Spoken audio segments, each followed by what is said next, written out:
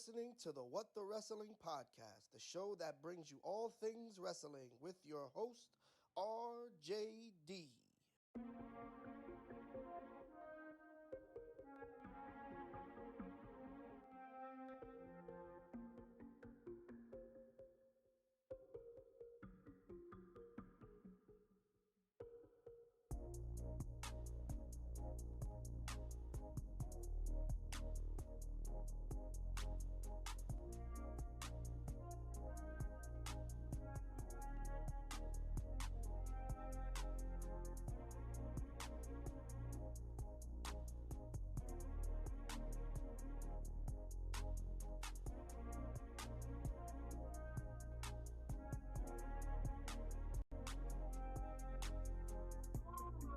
Oh, you already know what time it is.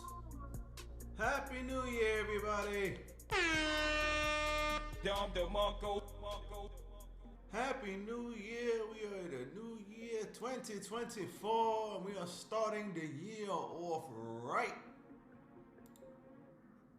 Oh, so we thought. Give me a hell yeah! I said, give me a hell yeah! We got a hell of a lot to get into today. We got news on Jericho, news on Mercedes Moné, news on Mr. Kevin Dunn leaving WWE, and we have AEW at World's End to review. So we're gonna get into all of that right about now. Let's not waste any more time. Let's go!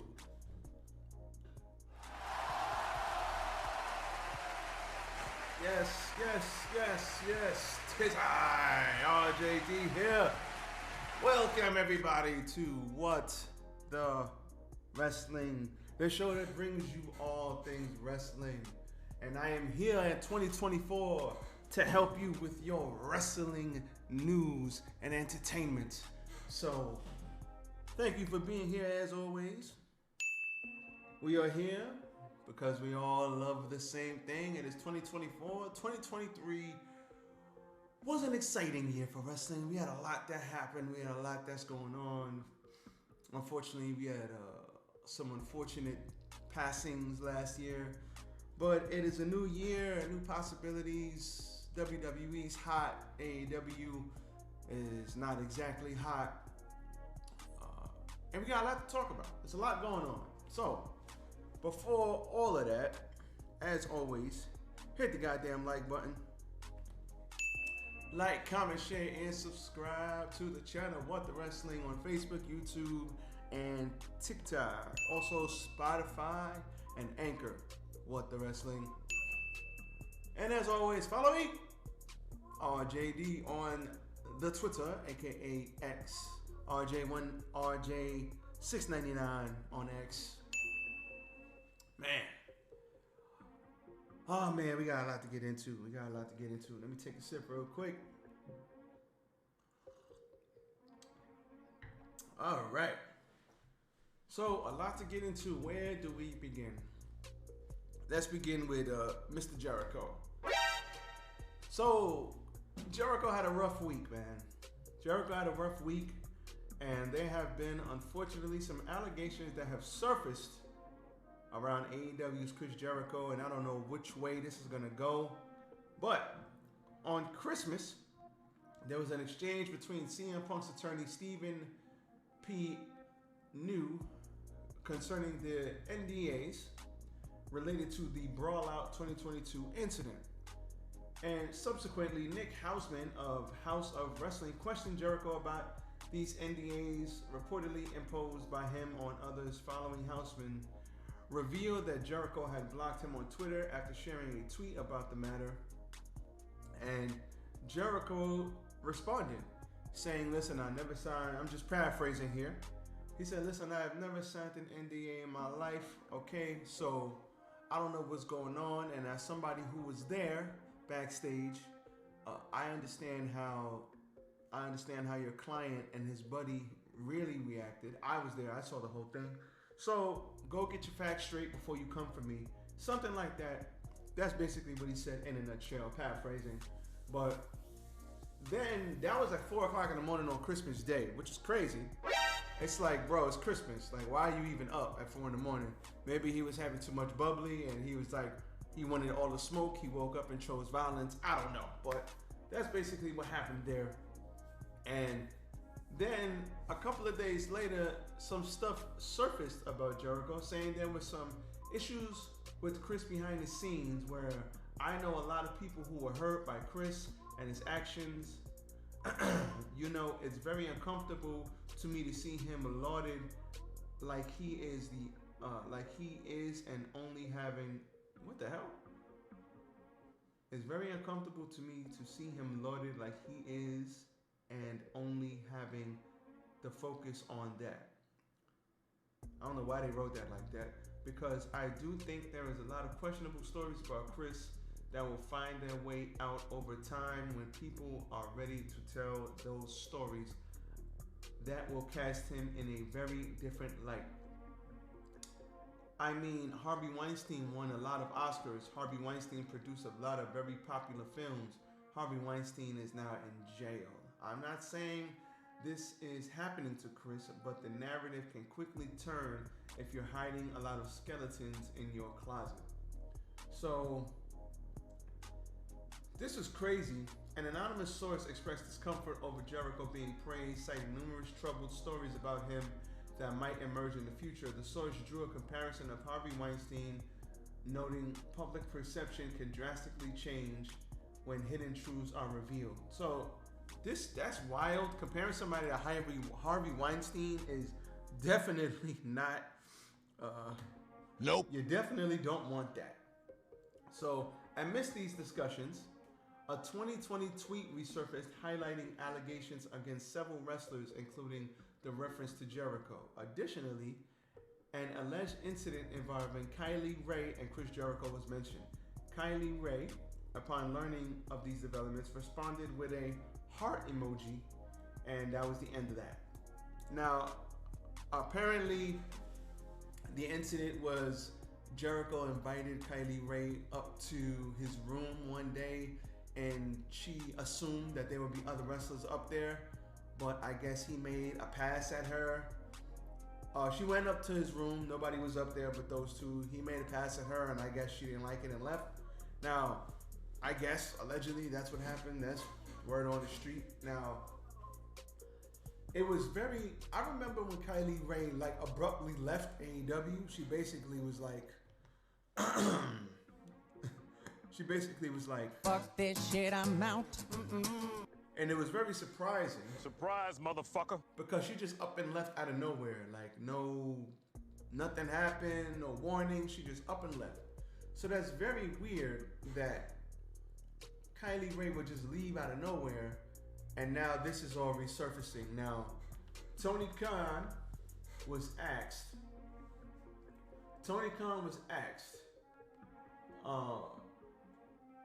if at the media scrum after the pay-per-view, he was asked if there was an investigation, and he kind of didn't give a straight answer, but Tony Khan never does, and it is what it is. Like, that's how he does it. Stop it. Get some help. Well, all in all, this is a very bad look and a very bad situation for Chris Jericho. If something happened that wasn't supposed to happen, if something happened that was illegal, if something happened, everything should come out and appropriate action should be taken if that's what happened. Now, if nothing happened, then an investigation should be done and he should be cleared of all wrongdoing. But we all know when it comes to public perception, once your reputation is tarnished in the eyes of the public, it's tarnished. It doesn't matter if you're acquitted of whatever you allegedly did. It doesn't matter if the other person was lying on you. Once your reputation in the public has been tarnished, it's a wrap. Nope. So this is very evident because when he came out, everybody sang Judas on the pay-per-view, and then he was booed. People had NDA signs in the freaking crowd. So there was a lot going on, and it looked like it threw the wrestlers off a little bit.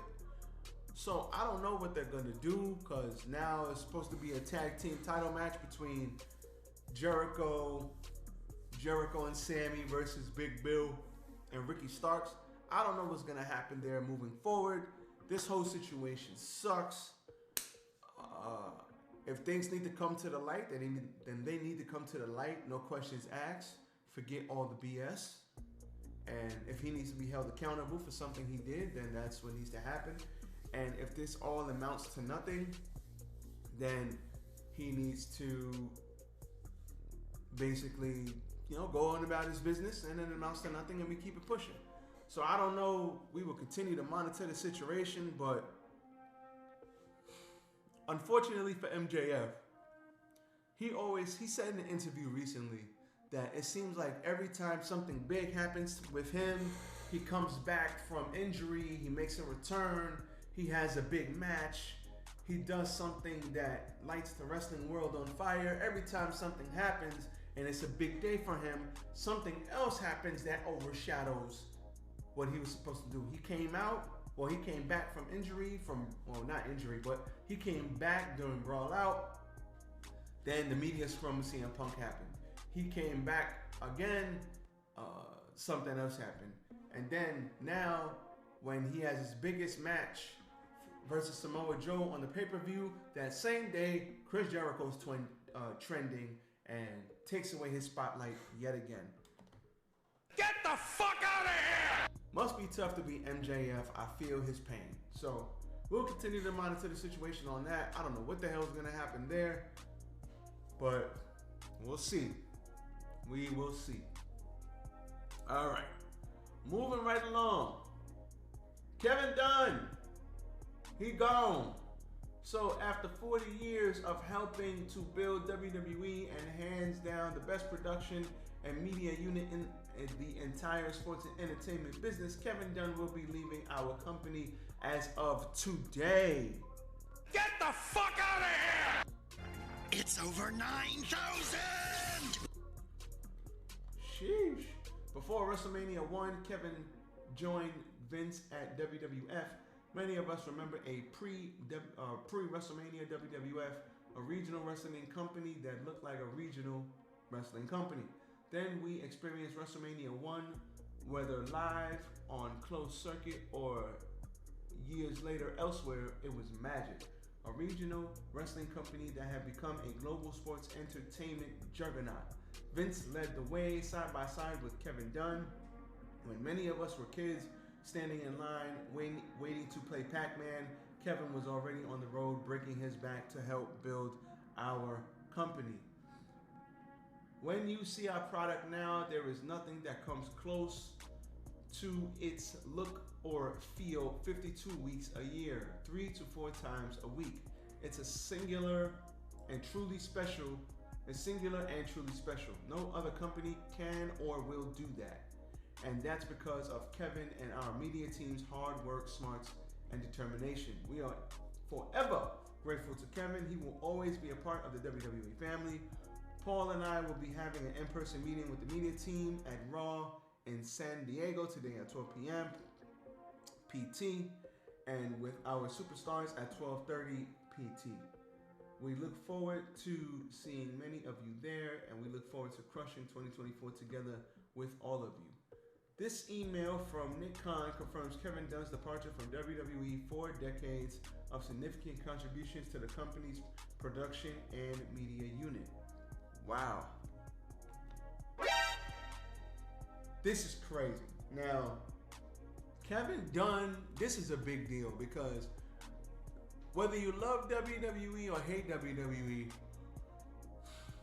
there is no mistaking that they have probably the best production, period, out of any wrestling company anywhere. WWE doesn't have production issues on TV.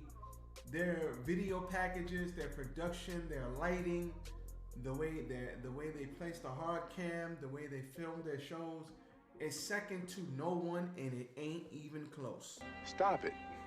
Get some help. And if you think they don't have the best production, You stupid. there's something wrong with you. They have the best production, period.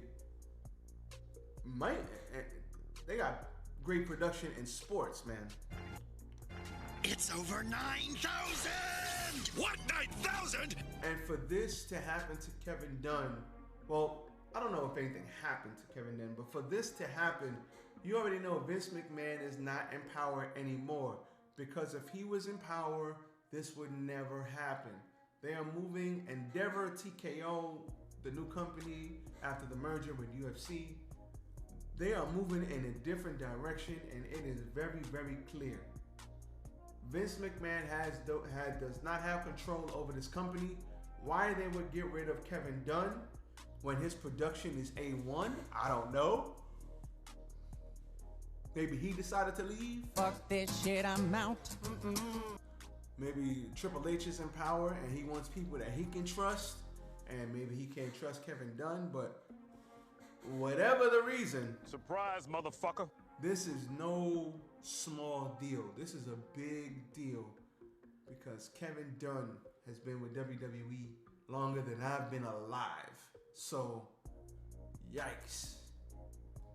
I wonder if their production will get better or worse now that Kevin Dunn is leaving.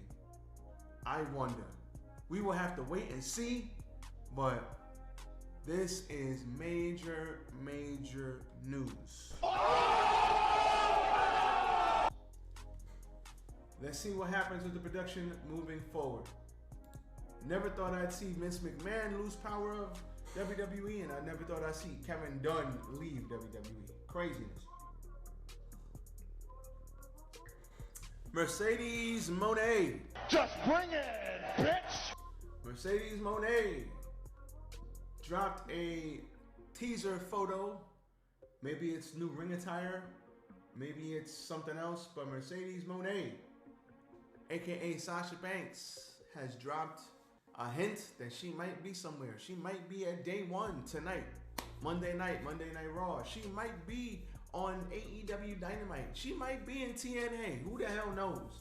But Mercedes Moné was in talks with WWE to come back. Reports were 2 days ago that those reports fell apart, and she basically wanted more bread. She wanted that money.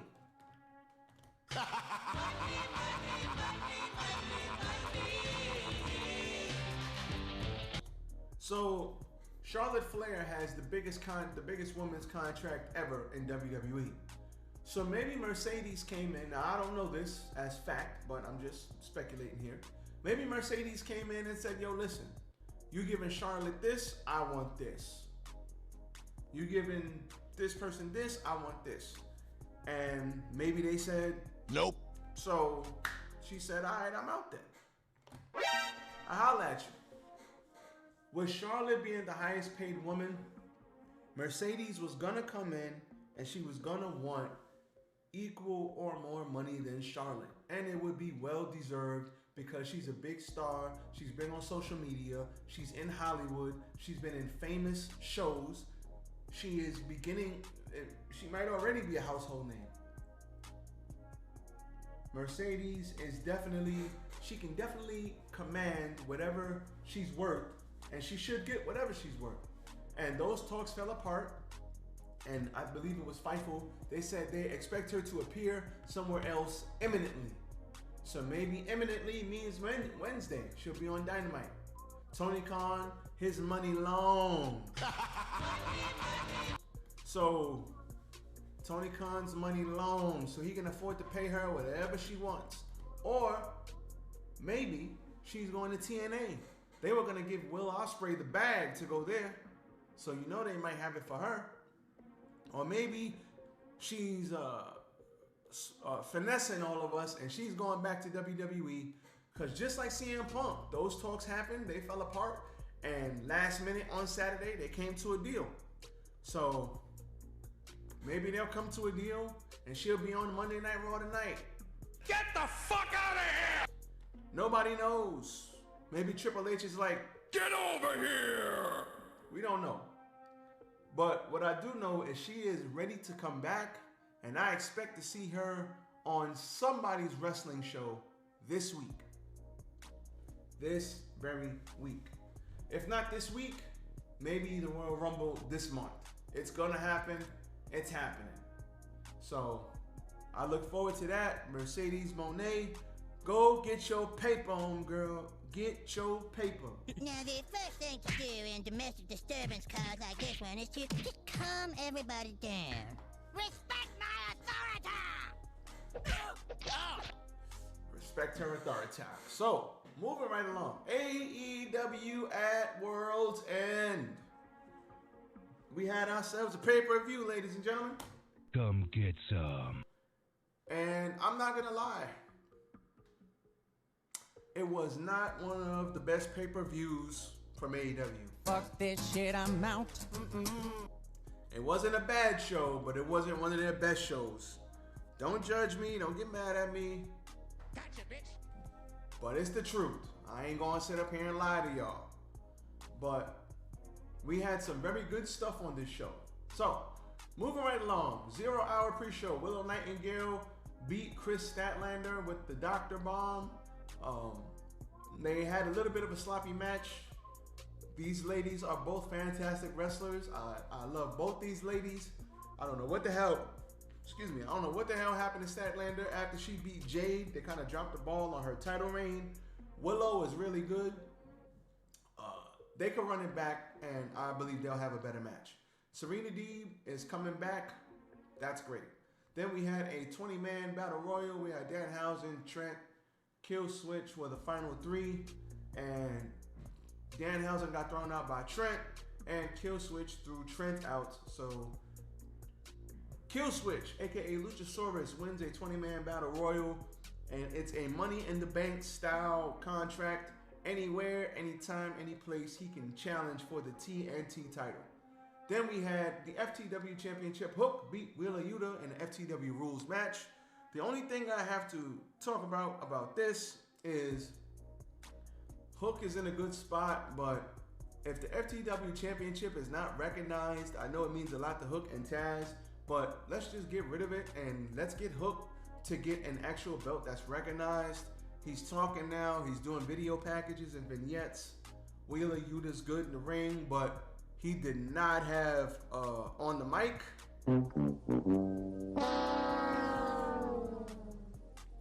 Stop the cap. Wasn't too good on the mic there, Mr. Yuta. I don't know what my boy needs to do, but we need to get that mic work up because Wheeler Yuta is really good. But that's the only thing, man. They were in Nassau Coliseum. Hook was born in New York. Hook should be in a better spot. Get him. I'm glad he got on a show, but let's get him moved up, all right? Now, we had the Blackpool Combat Club, Mark Briscoe and Daniel Garcia versus Brody King, Jay White, Jay Lethal, and Roosh. Basically in the I Couldn't Win the Continental Classic 8-Man Tag Cup. So we had a 4-on-4, these 4 losers versus the other 4 losers. Very good, fun opener. Daniel Garcia pins Jay Lethal for the win.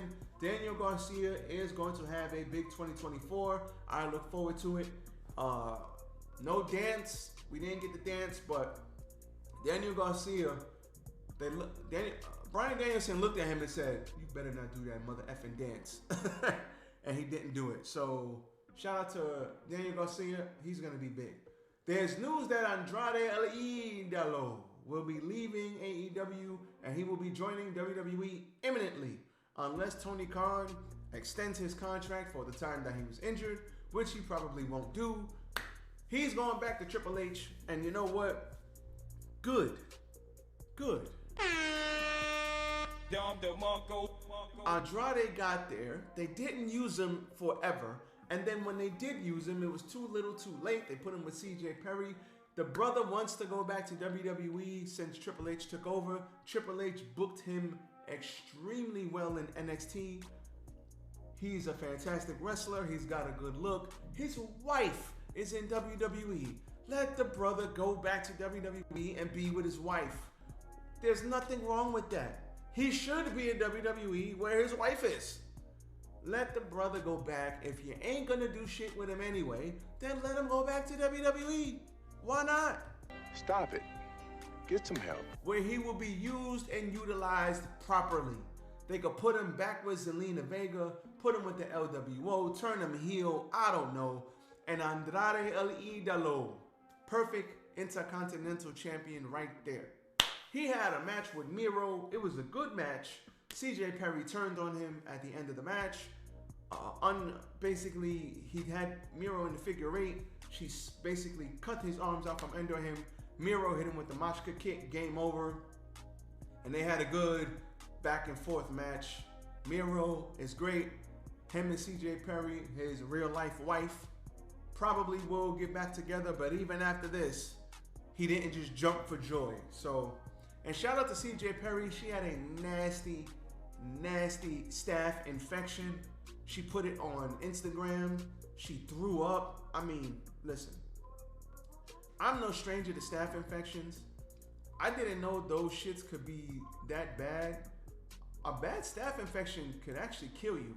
I mean, she threw up. I mean, her finger, they had to perform surgery on her finger. Her finger looked crazy in those pictures. If you haven't seen those pictures, I think Miro or CJ Perry, go to the Instagram. They have the pictures up. She was throwing up and shit. It was crazy. I'm just glad she's okay because that could have been bad. That could have been bad. AEW Women's World Championship, Toni Storm versus Riho. This was a placeholder match. Toni Storm beats Riho in an okay match. I love Riho. Riho is 95 pounds of fierce competition, and I'm just glad that she was on the card. But we got to get Toni Storm in a story with some ladies. Hopefully Jamie Hayter. We got Jamie Hayter. We got Saraya. We got, who else we got? We got Ruby Soho. We got Willow. We got Stat. We got Serena Deeb coming back. Tony Khan, come on, man. Get these ladies in a story. We got Britt Baker coming back soon. Get these ladies in a story that makes us care, please. Toni Storm wins. Then what else we got here? We got Swerve Strickland versus Keith Lee. Wait. Stop it. Get some help. You triggered my trap card! No, we don't have Keith Lee. We have Swerve Strickland, my favorite wrestler right now, versus Dustin Rhodes. Why, oh why? Nope. Why? No, not perfect. Nope. You stupid. No. Why, oh why? Get over here! Why did we have this? Why did we have... I'll hit the button again. You triggered my trap card! I don't understand why we had this match. And it took him like 9 minutes to beat Dustin Rhodes. He should have beat Dustin Rhodes in 4 minutes. Now, shout out to Dustin Rhodes for stepping up. They needed somebody to come take his place, and somebody came and took his place. But my God, why the hell did this match take so long? Why did it take place? Swerve is the hottest, besides MJF, Swerve is the hottest thing smoking right now in AEW. They should have had more. They should have done better with Swerve. He won the match, obviously, but I just think they should have been better. And as for Keith Lee, now listen, I don't know what's going on with Keith Lee. He put out a tweet saying that he's been injured for a long time. Since 2022, the injury was manageable. He is going to try and tough it out for the fans.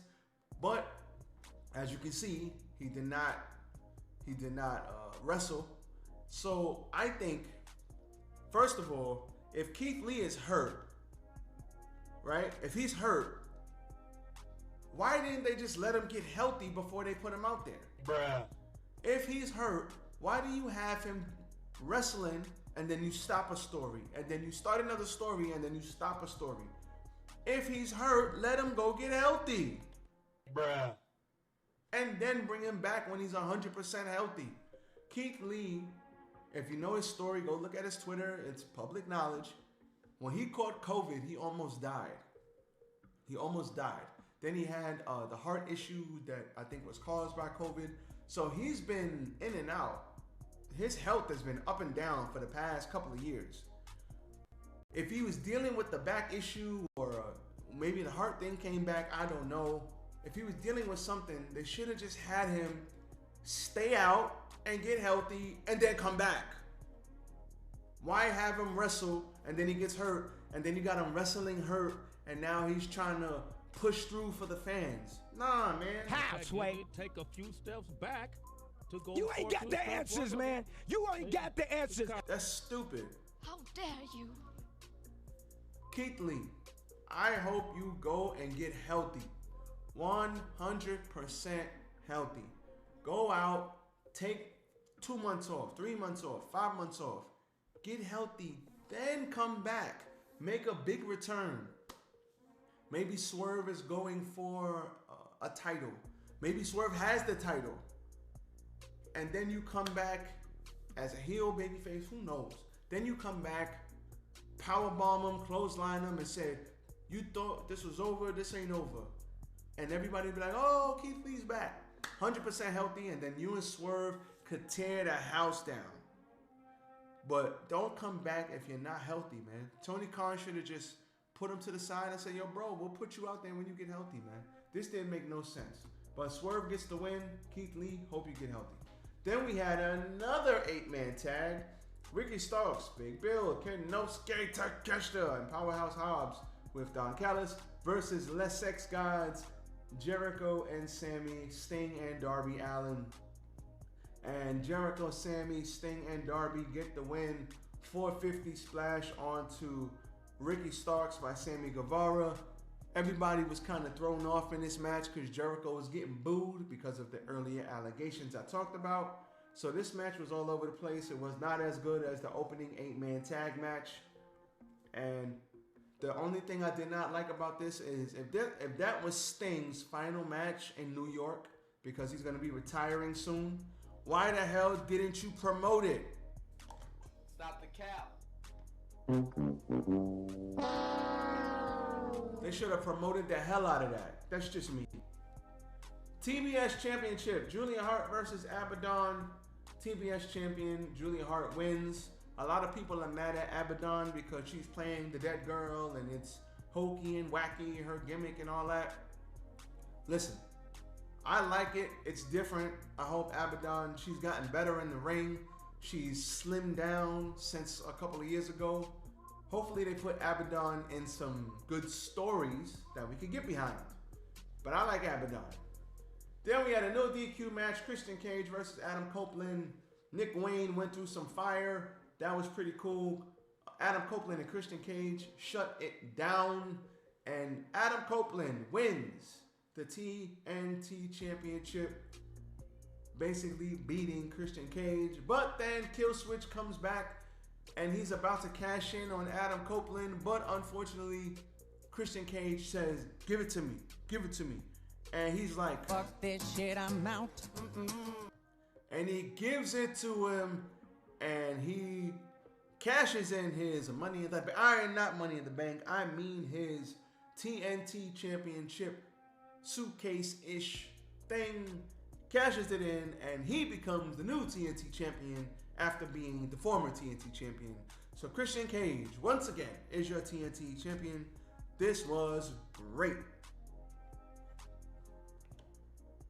That's all I can say. Come get some. This was great. They shut it down. Adam Copeland, Christian Cage shut the house down. Then we had Eddie Kingston versus Jon Moxley. Bryan Danielson on commentary, and Eddie Kingston beats Mox with the Hurricane back fist, and Moxley just dropped. They chopped each other to hell. They smacked each other to hell. This was a I'ma beat your ass type match, and even Bryan Danielson showing some respect on commentary.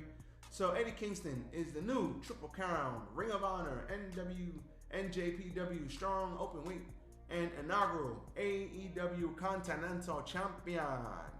This was great. That button doesn't work, so we'll give the Don DeMarco. Very good match. Happy for Eddie Kingston in his hometown. This was a pro Eddie crowd, baby. Afterward, Moxley gives him a hug, and the story is complete of Eddie Kingston coming back and getting his Triple Crown win. Shout out to him. Then we had the AEW World Championship. MJF versus Samoa Joe in the most magical place in the world, Long Island. And long and behold, MJF gets choked out by Samoa Joe. So the end of this match, ref takes a bump. Adam Cole is out there to support his bro Chacho. He comes out. He has the ring. He's like, give me the ring, give me the ring. He forgets to give him the ring. He finally finds it. But by the time he finds it and gives it to him, Samoa Joe has recovered. And then he chokes out. He begins to choke out MJF. MJF is struggling, tries to roll out, tries to avoid being choked out. And he tries a bunch of pinning combinations. Samoa Joe transitions, locks him up. And after that, puts his arm up once, puts his arm up twice, puts his down and his arm up 3 times. And the ref is like, I guess I have to ring the bell. Ref rings the bell and the crowd is stunned and they don't like it. Get the fuck out of here! Stop it. Get some help.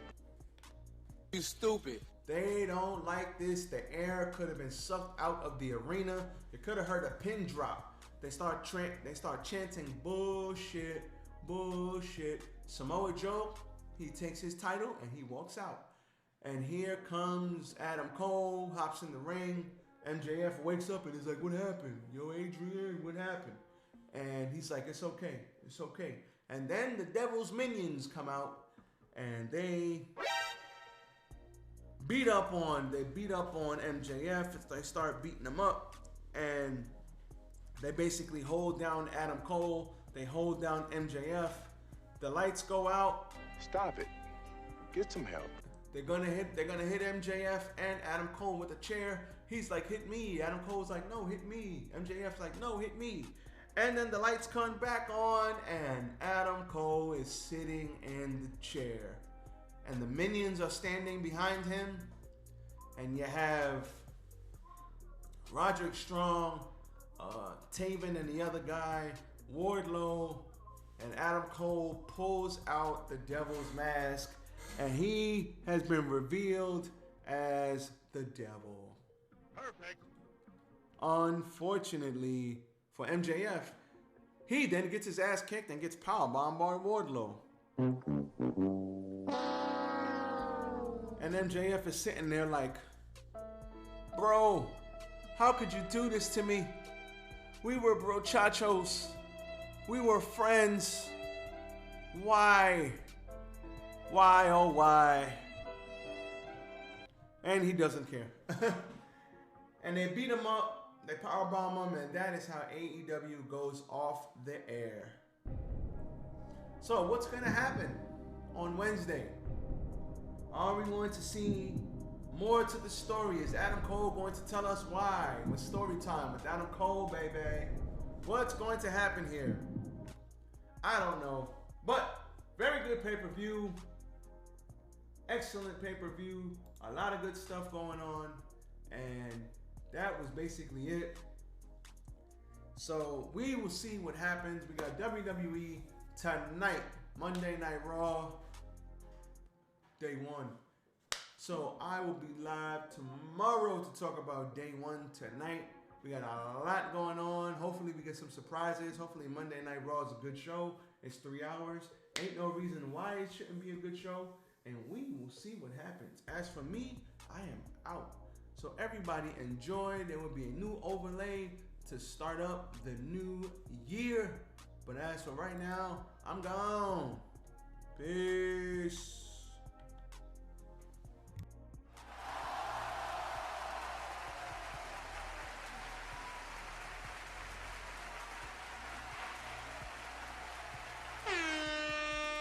Dom DeMarco.